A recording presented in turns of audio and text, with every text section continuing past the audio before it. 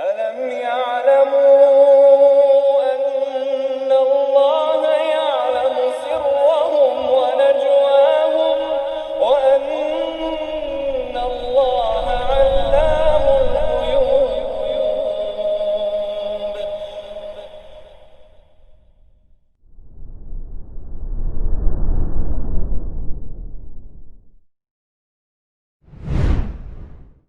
Oke.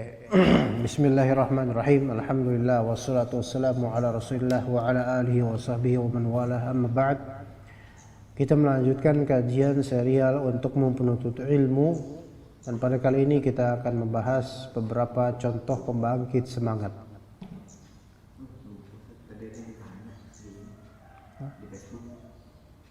Pertanyaan, siapa? Dedi Sumardi. Tentang apa? Wakalah penjualan sama seperti konsinyasi. Masya Allah, tahu kayak gitu. Anak jawab tadi.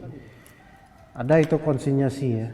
Konsinyasi itu berarti barang ditaruh di tempat wakil, gitu. Atau di lapaknya wakil itu konsinyasi, dan barang masih dimiliki oleh muwakil, oleh orang yang memiliki aslinya. Kayak waktu itu, Anda taruh di kontrakan antum. Itu namanya konsinyasi. Antum jualkan, tafadhol. Jadi barangnya ada di antum, di wakil, ya kan? Kalau waktu itu kan kayak gitu. Ya enggak? Begitu. Hah? Kita jual barang, tapi barangnya itu ada di si pemilik. Terus dia jual, setelah jual dia ada yang beli kan? Pas ada yang beli, baru diambil. Tapi diambilnya itu dia pakai uang dia dulu. Enggak boleh itu. Nggak boleh. Enggak boleh. Kecuali barang itu ditaruh dulu di ini. Iya. Iya. Atau dia ngambil kirim langsung. Ngambil kirim langsung. Nggak boleh pakai uangnya sendiri. Nggak lewat si marketplace itu. Iya, langsung dikirim sama pemilik aslinya. Oke, ini nanti aja. Udah itu udah selesai, kita kajian ini aja. Ya. Dikatakan di sini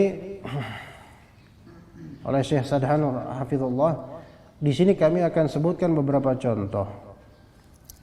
Karena contoh-contoh ini sangat membantu agar orang tidak mudah berputus asa dan rendah diri dalam menuntut ilmu. Karena di antara sebagian orang di mana mereka membuat dirinya sendiri sebagai sebab datangnya rasa putus asa dalam menuntut ilmu, ya, sebagian tullabul ilm itu dialah yang mengkondisikan dirinya menjadi sebab datangnya putus asa. Paham nggak? Antum talib ilm dalam bidang tahfidz, ya. Antum talib ma'had tahfidz atau punya program tahfidz, ikut program tahfidz Thorik misalnya. 1 bulan 1 juz misalnya. Ya. Tapi antum mengkondisikan diri antum sebagai sebab datangnya putus asa pada diri antum. Dengan cara apa? Antum tidak bergaul dengan para hufaz, tidak. Antum malah bergaul dengan beberapa ikhwan yang pemalas. Kalau bergaul dengan orang-orang seperti ini, pemalas, lama-lama antum putus asa. Yang salah siapa? Ya antum, ngapain antum dekat sama mereka? Antumlah yang mengkondisikan diri antum seperti itu. Gitu kan? Iya. Aduh, lama-lama mengadu, nggak bisa. Kenapa? Karena antum sesuai dengan teman-teman antum, yang juga mereka udah putus asa. Lama-lama juga teman-teman antum akan menggoda antum. Ngapain sih? Hari gini masih suka ngapal kayak gitu? Udah capek gitu. Antum ikutan nanti. Nah, dan juga kadang sebagian tulab, dia juga yang menjadi sebab turunnya semangat dirinya sendiri. Kenapa? Ya karena dia ikut komunitas ini, komunitas itu, atau dia terlalu berlebihan dalam merutinkan untuk dirinya. belum terbiasa membaca Al-Quran banyak, tiba-tiba dia tulis jadwal baca Al-Quran. Ya pokoknya mulai Jumadal Ula, Ana targetkan hari pertama ada baca 5 juz. Nanti hari kedua 5 juz lagi. Jadi khatam dalam waktu berapa hari? 6 hari. 6 hari. Yakin tuh. Padahal biasanya jarang baca Quran. Dia sendiri yang menjadi penyebab. Kenapa? Salah langkah. Salah track. Atau dia sengaja membukakan jalan bagi rasa tersebut untuk merasuk ke dalam dirinya. Karena kadang-kadang motivasi itu udah ada di hati. Kajian motivasi dan manhaji itu sudah sering kita dengar. Tapi kita membuka jalan untuk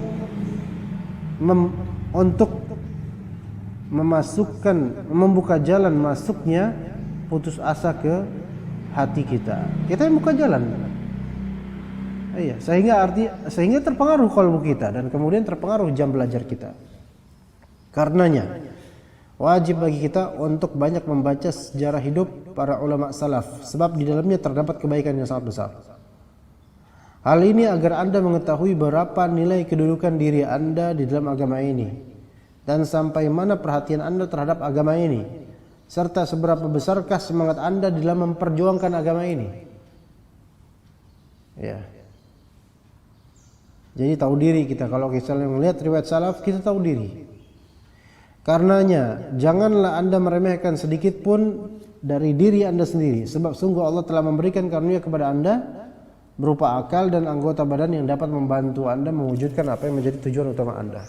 Kata penyair, fakun rajulan rijluhu fi thara wa hamatu himmatihi fi thuraya. Ya. Fakun rajulan rijluhu fi thara wahamuhu atau wahamatu himmatihi fi thuraya. Jadilah seorang manusia, pria yang berdiri kokoh di atas tanah. Antum tetap berpijak kokoh di atas tanah, tegak. Namun cita-cita antum tinggi menerawang hingga bintang kejora. Ya, antum nggak perlu terbang kan untuk sampai cita-cita antum. Diri antum, jasad antum nancap di bumi, tapi hati antum setinggi langit. Jadilah seperti itu. Maka jangan pernah Anda meremehkan kebaikan sedikit pun, karena seringkali sebagian orang semangatnya bangkit hanya lantaran satu kalimat saja. Ada orang kayak gitu orang. Dia lagi, masya Allah lagi ngapalin, sibuk ngapalin, ya. Temennya nyeletuk. Ngapalin sekarang. Banyak tuh orang soleh ngapalin tapi nggak bener. Begitu. Akhirnya dia down. Ada nggak orang kayak gitu? Ada orang. Down jadinya dia. Ya. Sholat berjamaah. Hari gini pandemi sholat berjamaah. Tuh Ustadz Fulan nggak sholat berjamaah. Akhirnya nggak jadi sholat berjamaah. Ada nggak kayak gitu? Payah banget. Payah. Jadi tadinya semangat udah mulai sholat berjamaah nih. Berapa orang tadi kita ikut fatwa yang jangan sholat berjamaah, la dharar wal dhirar gitu kan. Kalau la dharar wal dhirar berarti sholat berjamaah harusnya haram dong di masjid. Atau makruh mungkin. Oke.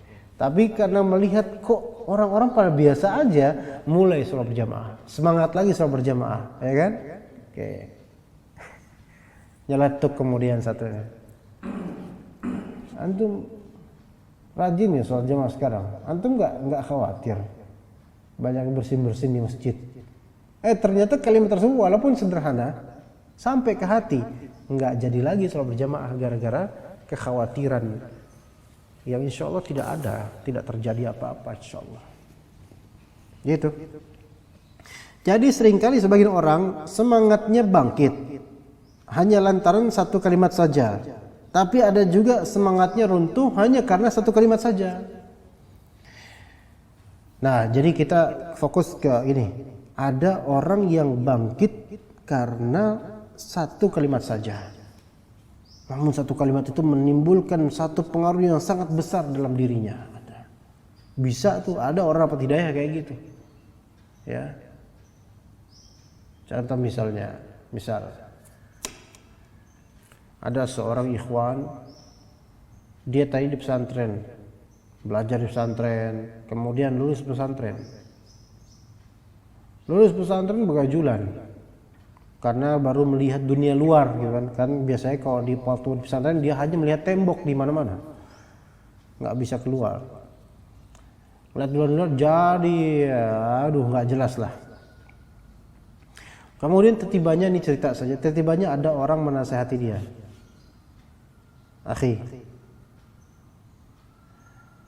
apa yang sudah antum persiapkan untuk pertanyaan Allah Ta'ala di akhirat ini tentang ilmu-ilmu di pesantren antum? Ngerti nggak maksudnya? Antum meninggalkan ilmu-ilmu yang telah antum pelajari pada Allah sudah kasih antum, orang tua antum sudah nafkahi. Apa yang sudah antum siapkan dari jawaban nanti kalau Allah tanya kenapa antum kayak gini? Kalimat satu aja, atau berapa kalimat kecil yang remeh seolah-olah, tapi ternyata masuk ke hatinya. Ya bisa nggak? Bisa seperti itu. Ya. Cuman urusan kemudian dia tergugah kemudian menuntut ilmu lagi, itu nanti urusan taufik dari Allah, dia nerima atau enggak. Tapi bisa aja orang itu tergugah akhirnya. Beberapa bapak-bapak di sini, ya, ada beberapa dari bapak yang tadinya pas pandemi ini awal-awal, terus sampai pertengahan pandemi sampai bulan apa gitu, sholat sama kita, sholat. Akhirnya dia rajin ngobrol di situ. Ketemu beberapa bapak-bapak lain yang biasa kantoran, rajin juga ngobrol di situ. Yang bapak-bapak tersebut yang lainnya itu nggak pernah lagi sholat di sini. Padahal rumah sampingan deketan sama masjid. Maka akhirnya bapak-bapak yang tadi rajin di masjid terhasut, nggak ikut lagi ke masjid. Sampai sekarang nggak pernah sholat di masjid. Dengan pengaruh apa? Pengaruh di bapak-bapak kantoran tersebut yang ada klaster kantor dan dia takut untuk apa? Ke masjid. Tuh di kantor saya gini-gini, sekarang gini-gini dan seterusnya. Akhirnya ada 2 minimal bapak-bapak yang terpengaruh dan akhirnya nggak pernah sholat lagi masjid. Tapi urusan nongkrong di situ rajin. Nongkrong sambil ngopi sambil ngerokok rajin. Jaga jarak enggak. Giring ke masjid nggak mau. Mendekati azan zuhur pulang. Depan masjid loh. Seperti itu. Nah kemudian kita lihat sebabnya apa? Kalimat bisa berpengaruh. Kemudian anak datangi pas lagi ngobrol. Wah, lagi ngobrol rame kan mereka nih. Dan itu kumpulan yang nggak pernah ke masjid. Ngobrol di situ. Anak kemudian salamin, ya alhamdulillah anak baik dengan mereka. Tapi anak pengen nasihatin mereka, kalau nggak ada yang nasihatin ini bahaya. Jadi kita kena musibah nanti. Masya Allah, anak bilang, tinggal ke masjid aja ini belum nih kata anak. Tinggal ke masjid aja nih Pak, deket nih Pak, belum nih Pak. Ayo Pak ke masjid kalau sholat. Terus sebagian dari mereka bilang, wah belum berani Ustaz. Itu mereka sambil ngerokok, ngopi, ngumpul, nggak ada jarak, buka masker, ngobrol. Kira-kira gimana? Logikanya kemana? Anak bilang kemudian, Masya Allah Pak, nggak berani Pak. Ini nih gimana? Yang ini perkumpulan ini gimana? Ini berani. Langsung pada diam. Dan akhirnya mereka kalau ketemu anak-anak keluar, mereka langsung nggak enak. Ada yang kemudian kalau anak keluar misalnya rumah, mereka kesini berpaling gitu, malu. Artinya apa? Kena hatinya. Hanya karena satu kalimat. Nggak berani Pak. Ini pada berani sekarang. Masih ngumpul kayak ini berani langsung di depan mereka ngomong gitu. Kena mereka hatinya. Ya urusan kemudian mereka ikut apa enggak itu udah urusan mereka sama Allah. Tapi kita udah sampein. Nah di sini pentingnya kalimat bisa sampai ke hati. Ya. Nah orang-orang yang nggak mau dinasihati kemudian mereka akan berkata, adab bro, nggak ada adab antum menegur orang kayak gini. Ya Allah, amar ma'ruf nahi munkar udah baik-baik masih disalahin soal adab. Ya. Taib, kami akan sebutkan kepada Anda 3 contoh. Ya, ini di sini ada beberapa contoh. Kita nggak sebut semuanya dulu. Ya. Bagaimana seseorang dapat terbangkitkan semangatnya hanya karena sebuah kalimat yang diucapkan oleh orang lain kepada dirinya. Kitab Sahih Bukhari.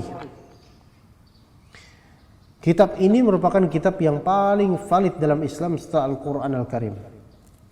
Kitab ini jika disebut oleh salah seorang periwayat terhadap suatu riwayat, maka tidak perlu lagi dipertanyakan akan kesahihan riwayat Sahih Bukhari. Dan jika dikatakan kepada seseorang hadis ini diriwayatkan oleh Al-Bukhari, maka akan timbul wibawa dalam hatinya dengan riwayat tersebut. Antum kalau ada rawahul Bukhari, hadis ini HR Bukhari, udah antum percaya dah kan? Iya, Masya Allah. Tapi tahukah Anda apa sih sebabnya Imam Bukhari menulis kitab sahih ini? Imam Bukhari wafat pada tahun 256 Hijriah. Ya, 256 Hijriah. Sekarang 1441 kan? Berarti anggaplah sekitar 1000 berapa ratus? 1000 enggak 1100-an harusnya. 1180 sekian. Ya. Kali ya, sekitar itulah. Lupa, enggak bisa hitung. Ana harus pakai kalkulator lagi. Nah, udah pokoknya 1000-an lebih gitu, 1000-an usianya, Masya Allah. Tapi legendaris. Tapi tahukah Anda penyebab Bukhari menulis kitab tersebut? Sebabnya adalah hanya karena satu kalimat yang didengar oleh Al-Bukhari, hingga kalimat itu Allah mudahkan baginya untuk menulis kitab tersebut. Dan dengan kitab itu terangkatlah derajat sang penulis menuju derajat yang tinggi. Imam Bukhari di masanya itu sering ditahdzir, banyak yang mentahdzir beliau karena hasad. Ya. Jadi kalau misalnya antum melihat ada orang ustadz atau fulan ditahdzir, antum lihat pemikirannya benar apa enggak, konten tahdzirnya benar apa enggak, lihat itu. Jangan langsung antum ikutan. Lihat ini ustadz atau orang atau dai ini memang layak enggak ditahdzir. Lihat konten tahdzirnya apa. Misalnya dai ini sesat karena pemikirannya apa. Antum pelajari benar enggak? Karena belum tentu benar. Belum tentu benar tahdzirannya. Ya, jadi jangan langsung telan bulat-bulat ya. Apalagi fanatik terhadap suatu ustaz. Nah, Imam Bukhari tetap istiqomah. Ditahdzir itu tetap istiqomah beliau. Dapat diringkas bahwa sebab ditulisnya Sahih Bukhari ada 3 versi cerita, namun yang paling terkenal ini, paling terkenal. Ketika Al-Bukhari masih dalam masa belajar di majelis hadisnya Ishaq bin Rahawayh, salah satu ulama besar ahli hadis. Beliau masih belajar di majelis tersebut. Beliau mendengar Ishaq bin Rahawayh berkata, seandainya saja ada di antara kalian wahai murid-muridku yang mau mengumpulkan dalam satu buku khusus yang berisi hadis-hadis sahih dari Nabi SAW. Coba itu gitu dong, kalimat.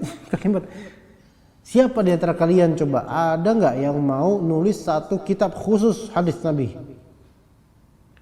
Karena belum ada ketika itu di antara murid-muridnya. Maka itu satu kalimat yang diucapkan oleh Ishaq bin Rahawayh yang terhujam kuat di dalam hati Al-Bukhari sehingga beliau terdorong untuk menulis kitab ini ya. Pada akhirnya menjadi kitab hadis yang paling valid secara mutlak. Sederhana, sebabnya sederhana. Ya. Barangkali di kajian ana ada kalimat-kalimat yang menohok antum tentang tata cara belajar, tentang semangat, tentang masalah apa. Mulai jadi kalimat Anda sangat keras, misalnya dalam masalah tidur pagi misalnya. Ternyata antum rajin tidur pagi. Anda di grup WhatsApp gak layak antum tidur pagi, apalagi antum timnya ustaz. Tidur pagi, kayak kebo aja, kayak apa aja. Ternyata itu masuk ke hati antum. Kalimat satu itu aja, maka itu bermanfaat. Ya. Al-Imam Az-Zahabi rahimahullah. Beliau adalah seorang imam yang hebat, yang dikomentari oleh muridnya bernama As-Subki dengan mengatakan, adapun guru kami Abu Abdullah Az-Zahabi, maka ia bagaikan guru yang tiada bandingannya. Ia bagai harta simpanan yang tiada gantinya. Dan dalam masalah hafalan ia adalah imamnya dari segenap yang ada di zaman ini. Itu pujian muridnya, yaitu As-Subki Asy-Syafi'i rahimahullah. Tapi As-Subki ini pun punya kritikan yang luar biasa buruknya kepada gurunya. Ya.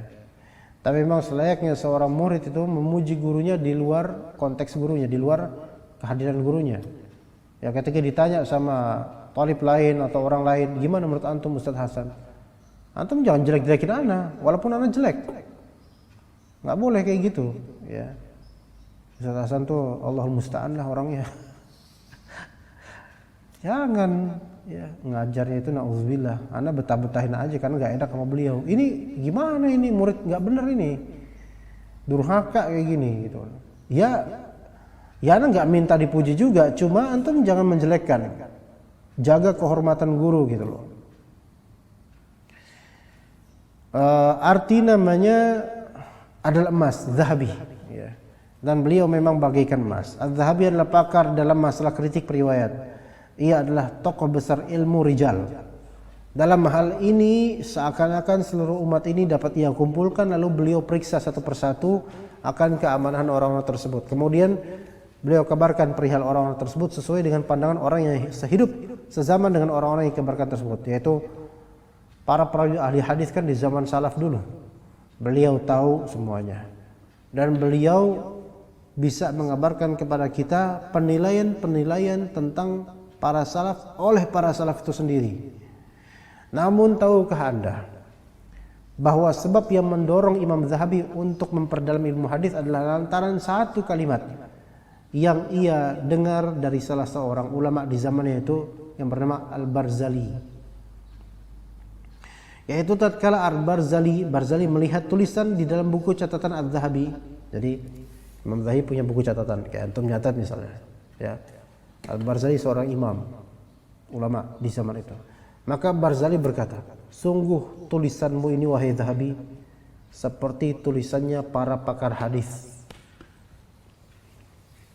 Az-Zahabi rahimahullah berkata, maka karena kalimat tersebut Allah Ta'ala menjadikanku mencintai ilmu hadis. Waktu itu Az-Zahabi masih sebagai murid biasa. Ibaratnya kalau nanti ada atau Ikin misalnya, anak bilang, Kin, di tanah antum itu luar biasa. Banyak MT dan masjid-masjid itu mereka pakai kamera yang gede yang masya Allah. Ya nggak usah kita sebutin di sini, takutnya dia dengar ya. Kamera budgetnya itu jauh lebih besar dari kita. Tapi alhamdulillah masya Allah di tanah antum itu dipuji banyak orang. Kalimat itu ternyata membuat dia motivasi untuk terus mengimprovisasi. Jadi seperti itu. Tapi itu pujian ya, pujian. Kalau yang terjadi kan enggak ya. Yang terjadi biasanya anak celak. Apaan kayak gini? Enggak bener antum. Yang bener dong. Nyambung. Iya. Alwi juga itu tulis, masya Allah tulisan antum, masya Allah ini tulisan antum seperti tulisannya pakar fikih. Masya Allah, Alwi terkesima tuh ya. Masya Allah. Jadi Ustaz, Anda udah boleh punya mengampu kajian fikih? Ya enggak gitu juga. Belajar lagi, gitu kan. Jadi maka dengan kalimat tersebut Allah menjadikan Imam Az-Zahabi mencintai ilmu hadis. Lihatlah dampak hebat dari yang disebabkan oleh satu kalimat yang singkat tersebut terhadap Imam Az-Zahabi rahimahullah, hingga dapat mengantarkannya menjadi seorang pakar hadis, penghafal sekaligus pengkritik derajat hadis. Ya begitu. Dan adapun anak udah pernah cerita, di antara hal yang merubah kehidupan anak adalah kitab Kifayatul Akhyar. Makanya sampai sekarang anak istiqomah pengen terus kaji kitab, sampai anak-anak pun namanya Kafi Al-Akhyar. Karena kitab ini dengan izin Allah Ta'ala menjadi wasilah perubahan hidup anak dari segi keilmuan, terutama ilmu fikih yang tadinya anak kurang begitu peduli, namun alhamdulillah menjadi semakin peduli.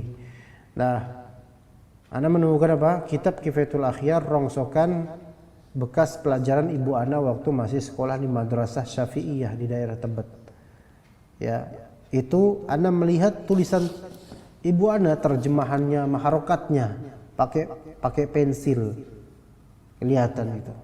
Di situ kemudian itu menjadi apa? Menjadi betul-betul penggugah hati anak. Ibu anak di tahun 70-an udah belajar Kifayatul Akhyar, belajar Kifayatul di Madrasah Syafi'iyah diajar oleh Pak Kiai, ya Ustadz Abdullah Syafi'i. Nah itu diharokatin, rajin. Kenapa anak enggak gitu loh? Walaupun ya sekarang ibu anak yang nggak paham udah nggak pernah belajar itu lagi kan, jadi nggak paham. Tapi kenapa anak nggak belajar? Akhirnya setelah itu berubah keilmuan anak dengan hal yang sederhana itu. Anak cuman beres-beres gudang, melihat buku Kifayatul Akhyar dan melihat catatan orang tua anak. Ini yang sekarang nih antum sekarang catat. atau yang antum edit dari kajian, kelak anak antum saksinya. Oh, ini editan bapak ana nih, gitu kan. Iya, nanti anak antum gitu. Itu tahu nggak tuh catatan Jawa? Itu editan Abu Fahmi, gitu kata anaknya. Ya, Abu Fahmi Al-Hasik. Antum juga lebih nulis catat, walaupun tulisan antum itu membuat orang taubat. Tapi anak antum nanti, masya Allah, bapak saya, Allah, seculun-culunnya bapak saya, tapi ternyata ilmu yang diserap itu ilmu usul fikih dan seterusnya gitu. Jadi jangan remehkan catatan-catatan dan coretan-coretan di buku. Anak antum nanti bakal lihat suatu saat. Iya, anak antum udah main gadget, udah main handphone, tapi nanti adalah efeknya. Apalagi tentang elektronik kayak gini modern seperti ngediting video. Ntar mereka akan melihat, ini ternyata dulu waktu bapak saya masih kerja sebelum dipecat sama ustadz, ini ternyata video-videonya. Walaupun udah dipecat sama ustadz, tapi videonya masih banyak misalnya. Ana nggak pecat antum mungkin, insyaallah. Ya begitu. Ya, semua akan bermanfaat insyaallah. Selama antum ikhlas sekarang, ya insyaallah seperti itu. Kita cukup. Wassallallahu ala nabiyina Muhammad wa ala alihi washabihi ajmain. Enggak ada soal kan? Enggak ada ya. Subhanakallahumma bihamdika asyhadu an la ilaha illa anta astaghfiruka wa atubu ilaik. Wassalamualaikum warahmatullahi wabarakatuh.